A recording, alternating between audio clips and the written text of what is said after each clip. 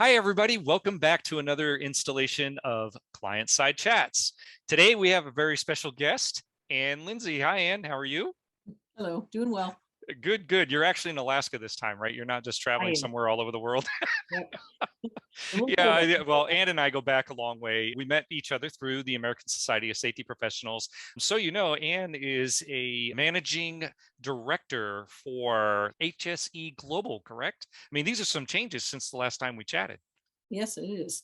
Yeah, that's pretty good. That's pretty good. And I know you've done a lot of very good work around the world with the concepts and the proven track records of the types of things that you teach people to do as well as implement within organizations. So look forward to that. Also, to let everybody know too, Ann is the vice president on the Council of Professional Affairs for the American Society of Safety Professionals. I have to tell you, that was a great council to be a part of. So definitely enjoyed it. Welcome in, Ann. How are you? Welcome. Yeah, I was very honored to be elected into that. I was actually really surprised when everything came through. So pretty excited to serve in that capacity. Well, I got to say, great leader you've been and still are and will be as you continue into the future as well. So let's talk a little bit about safety success. I know we were talking a bit offline about some of the things with regard to the focus being more on performance from a safety professional standpoint as we've kind of evolved through the years in our profession. Do you have some ideas, thoughts around that, and any examples that you wouldn't mind sharing? So we were talking a little bit earlier about behavior based, and we still have a lot of clients out there that will reach out and they'll say, want to look at behavior based, want to discuss around it. So I started having conversations with them about, why is behavior based so important to you? And on behavioral observations, what exactly is it you're looking for to happen on the interchange between two individuals? And what I hear back from them is, well, definitely they want to make sure that things are safer. They want to make sure that they can reduce risk. And that's the whole purpose behind behavioral observations. Mhm. So I think what I came back with is I just wanted to know, does that assume that the observer knows more than the person that's doing the job? Haha. I think we all know that that's usually not the case, but I always tell a new safety person to go tell a welder how to weld and see how good that goes for you. So Right. Yeah, that doesn't go well. yeah, they don't take it very well. And you can go to, isn't there a better way of doing this? Can't, maybe if I go over here and get this for you, this will help you out. And they don't take it well at all. Yeah, So and isn't that the idea of somebody who is an observer is that they are supposed to take that kind of role to kind of question, kind of get people thinking and maybe initiate a change? Is that correct? yeah, That's the idea behind it? yeah, to get them to question, and it's more of a learning experience. It's not to assume they're doing it wrong, Ah, but maybe we should figure out what it is they're doing and why they're doing it the way they're doing it. Because if we okay. go up and point out a hazard to somebody, does it make them safer? And if every time you go out there, they're still doing it the same way that you talked to them the last time about, did they learn? Has it changed a behavior, or are they only changing when you're present? What would you say would be a better approach or a better way to do this? Because again, we were kind of talking about performance offline here. Yep. Can you gear that a different way? What we like to do is we like to educate people around the framework of energy. And when we go out there, it's a conversation about what's going on around them. So asking them what it is they're doing, making more of that conversational piece. If the person gets defensive and starts defending what they're doing or why they're doing it that way, we've lost them. Uh-huh. So in those moments, we have to take a step back and take a different approach. So when we frame it around energy, it's looking at what they're doing and what we're concerned with. There's, oh, I see this over here, and ask them about it. So we can set these examples and we say, or these rules, and we'll say, you have to use a cut level glove, Kevlar when you're doing this particular task. And when you're doing it, you can't use an open blade, you have to use a safety knife.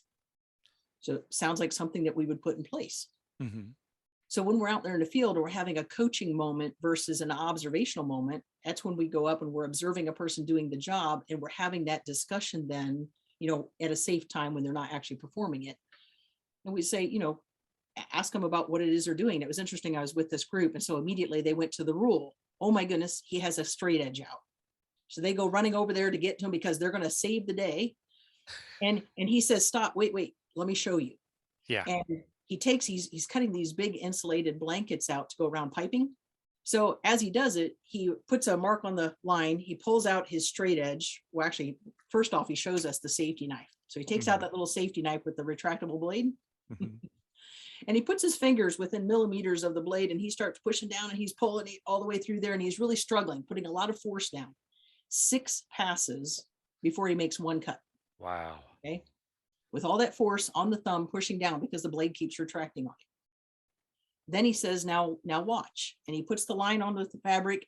He puts his hand down 6 inches away from the blade and he takes the straight edge and he goes down and slices through and he makes his cut one time. Well, then the conversation in the leadership group changes because, oh, I hadn't thought about that. Well, we're going to have to work on storage and how are we going to do this stuff when we're doing this particular task. It really makes sense, and they start looking at how can we make this better for them, recognizing that he has a better answer than what they had before. So then the conversation changes because they look at what kind of gloves he's using and he's got leather gloves on. They're like, oh, wait a minute, look at this. Then he gets defensive because now he feels he's being attacked. And I just looked at him. I said, so earlier today, did you guys work on your job plan? He says, yeah, I did. I said, so when you guys were in the category, looking at things moving around you, what did you see? Well, I've got forklifts, I've got overhead cranes, I've got this going on. So he's talking about all this stuff that's going on. And when he gets to the knife that's going to cut the fabric, I said, that's where my questioning went. I said, okay, so when you discuss that piece, what did you think could happen as a result of that? He said, oh, well, I could cut myself. He said, so let me show you. He pulls out the Kevlar gloves, he puts them on, and he can't hold on to the fabric. His hands are all over the place. It's very slippery. He takes the leather gloves and he holds them up, but he can hold it. He's got a grip. So now I want to be clear. He doesn't have the right glove, but the only option he has is these two, right? Which was a really, really good learning moment for the leadership because the rule was Kevlar, safety knife, and we're done. But through coaching it and having a discussion versus having a moment of telling somebody, I mean, we could have thought we did really good by walking out there, seeing the individual saying, hey, I see you're using a straight edge. That's really dangerous. Here, take this safety knife. Let me have that. We'll take it away from you. I really appreciate the work you're doing and you're doing a really good job. And oh, I also noticed that you're not using the Kevlar. We have those cut resistant gloves over there. So if you put those on, we have them over here in the cabinet. Are you guys out? Oh, you have some. Okay. And we walk away patting ourselves on the back. It's a good thing we stopped by. And we can think we did a great job, but we haven't really learned anything. We were out there telling them from our perspective, from a rule, from a procedure, what they need to be doing, but not really finding out why they're doing what they're doing. Right. And in pretty much, I'd say 95% of the cases, when we've had a conversation around why they're not using what we've given them, there's usually a reason. So if we have safety glasses as the rule, and I walk in and I see somebody wearing their safety glasses down here like this because they're fogging up all the time and they got parts flying all over the place. Right. And I'm looking at them like, but they're following the rule. So they can't get in trouble because they have their safety glasses on, but we haven't really given them what they need to actually do the job. So, and I see this in a lot of places, and it's amazing how much once we get into why there's a problem or what you're choosing and they're open enough to talk to us, there's so much gear out there and there's so many things that can solve problems that once we have that discussion, it can get a lot better. Yeah. Now you've mentioned leadership learning from this, a few times as you gave us these examples of where instead of doing the observation and reinforcing, an existing rule or an existing process in writing, instead really looking at whether or not things are really relevant anymore, right? That they may have changed or need to change with the organization as things do change, and learn the better ways of doing things so that we're providing the right kinds of tools and equipment and safety that goes along with that performance. And I love that you're talking about energy and the use of that energy. Those are great illustrations on this. So with what you're talking about, do you find that businesses actually improve their performance from looking at things from that direction? Now, it is an observational type of thing. Yeah, we're picking up on behaviors that are going on, but is that really behavior-based safety? You're really, I mean, if I may say, you're really saying this is really a use of energy and force. And really what's going on is you're trying to determine the safest way to do the thing from a holistic perspective. Is that correct?